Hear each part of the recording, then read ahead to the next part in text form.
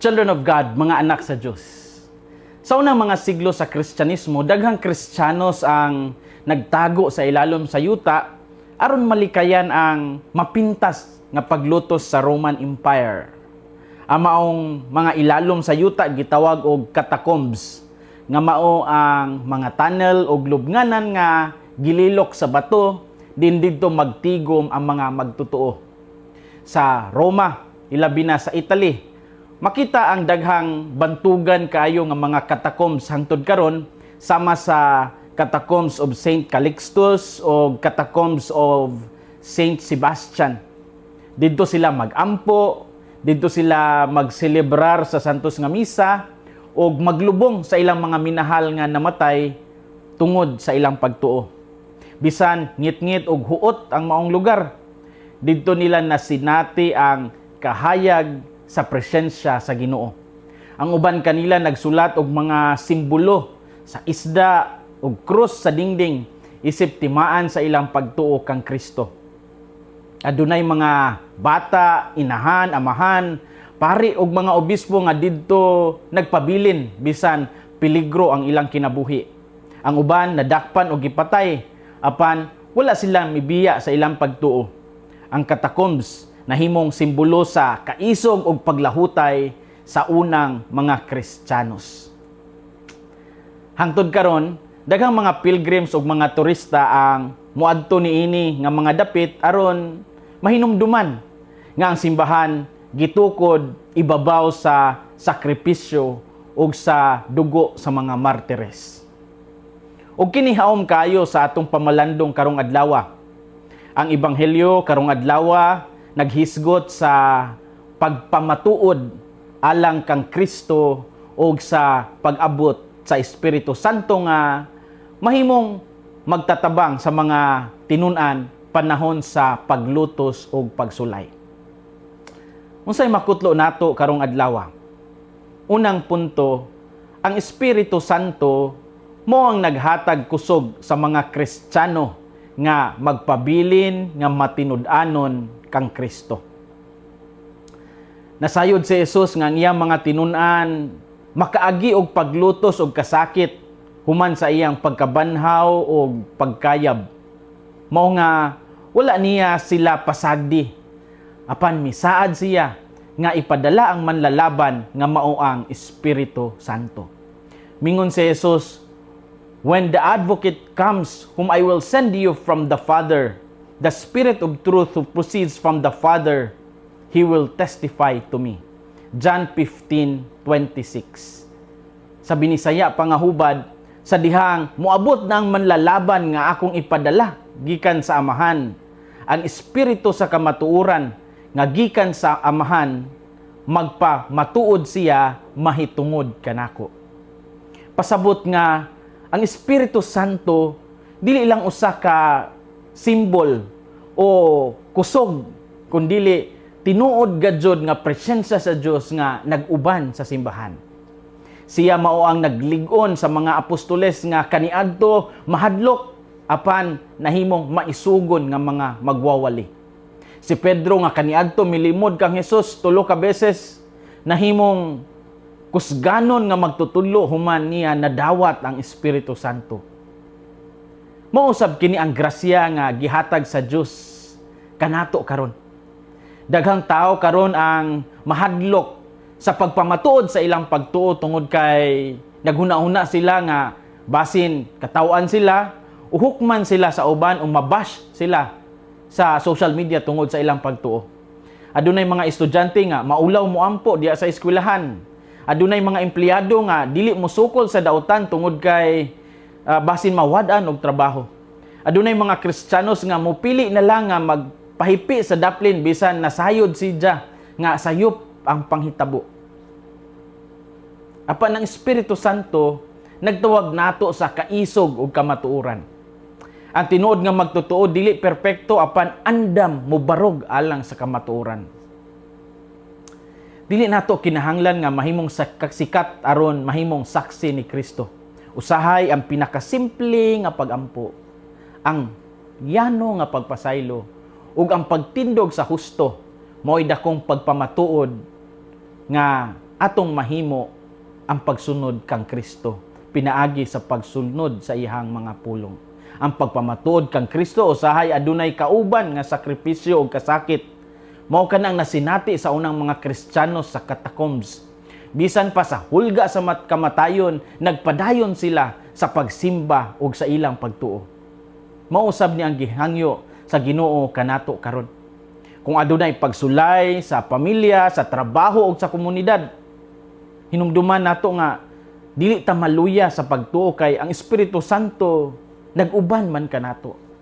Usahay atong huna-hunaon nga ang paglutos sa Kristyanismo na human na sa unang mga siglo, apan sa pagkatinuod lang hangtod karon nagpadayon gihapon kini sa lain-laing pamaagi. Adunay mga nasod nga diin gidili ang pagsimba ug ang pagdala og Biblia. Adunay mga nabash tungod sa ilang pagdepensa sa kinabuhi o sa kamatuoran. Adunay mga Kristiyano nga giinsulto tungod sa ilang mga moral nga mga prinsipyo.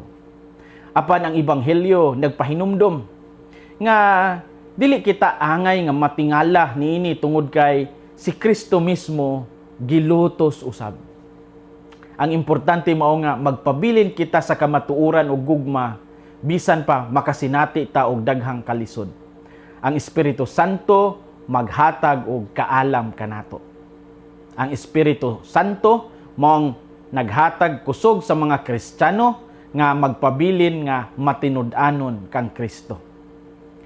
Ikaduhang punto, ang tinuod nga sumusunod ni Kristo andam sa mga paglutos o magpabilin sa paglaom nga bug-os. Mingon si Jesus nga adunay panahon nga ang mga tao nga mupatay sa mga tinun-an maghuna-huna nga nag-alagad sila sa Dios. Makalilisang paminawon apan tinuod kini sa kasaysayan.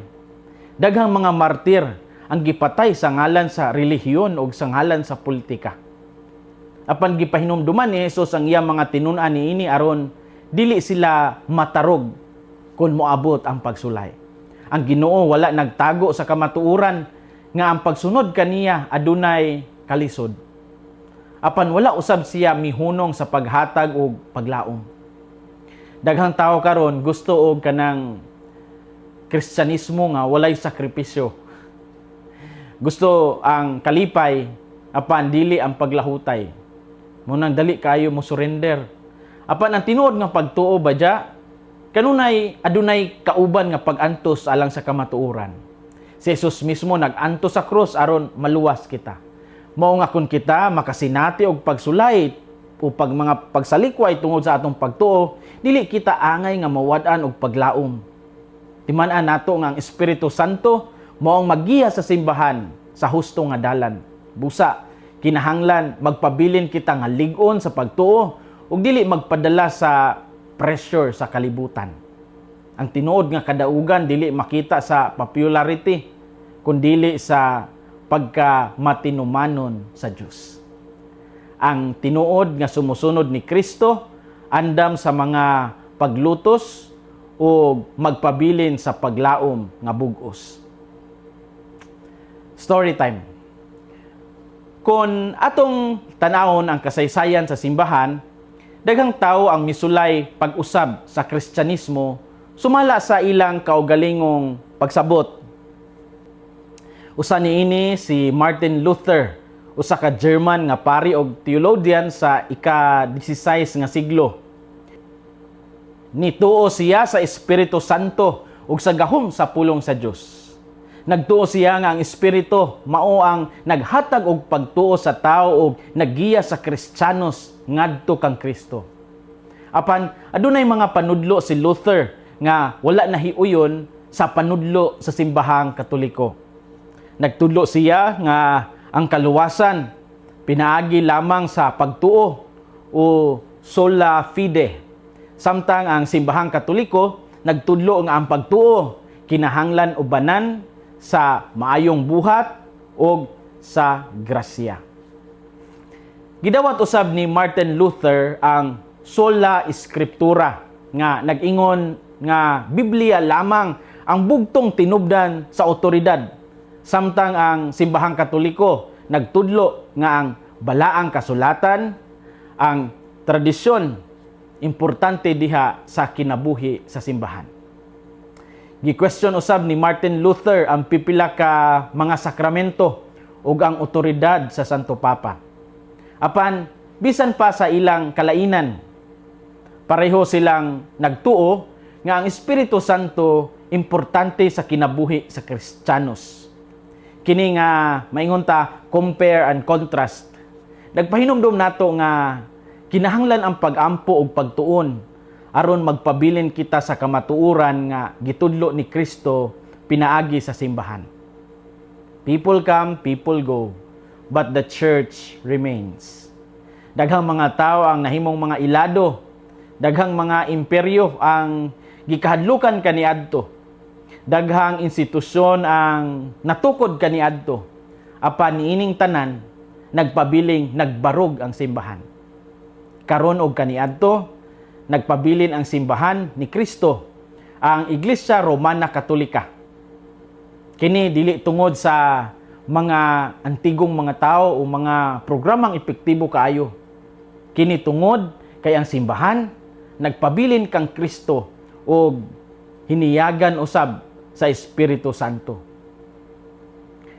Children of God, mga anak sa Dios, ang Ginoo nag-awhag kanato karong adlaw nga mahimong maisugon nga saksi ni Kristo.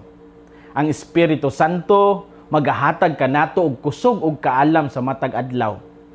Hinumdumi nga ang unang mga Kristiyanos nakalahutay bisan nagtago sila sa mga catacombs ug giatubang ang kamatayon. Ang ilang pagtuo nagpabilin tungod kay ang Ginoo wala mo biya kanila. Maong usab nga dili kita biyaan ni Kristo sa atong mga pagsulay ug kalisod. Mao gyud na ang atong timan-an kanunay. Padayon sa pagampo ug pagdawat sa mga sakramento aron magmalig-on ang inyong espirituhanong kinabuhi. Hinaot nga ang kasing-kasing ni Kristo maghari sa atong mga kasing-kasing. Kini si Father Felmar Castrodes, Fiel SVD, ang inyong magsisibya sa maayong balita gikan dinhi sa Radio Veritas Asia. Hinumdumi ang kinabuhing Kristiyano, kinabuhi sa pagserbisyo.